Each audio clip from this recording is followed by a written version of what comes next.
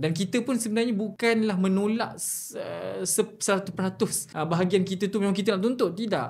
Kita ada budi bicara. Hatta dalam keadaan yang mu'alaf ya, kita cerita ada mu'alaf tak ada waris lah ceritanya kan.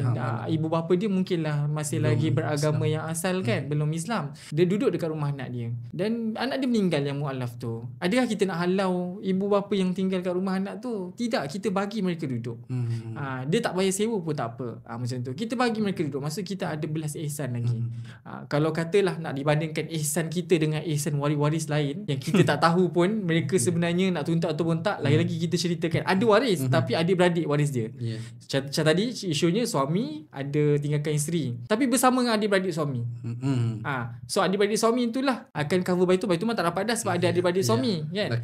3/4 dia jatuh pada adik-beradik suami. Adik-beradik suami boleh ke seihsan macam mana Baitul Mal ihsan untuk menyerahkan bahagian Baitul Mal kepada isteri tadi? Saya yakin susah mereka nak lepaskan sebab kita pun menyelesaikan pusaka-pusaka umat Islam. Banyak kes saya jumpa adik-beradik sendiri yang menuntut hak pusaka arwah abang ataupun si mati itu.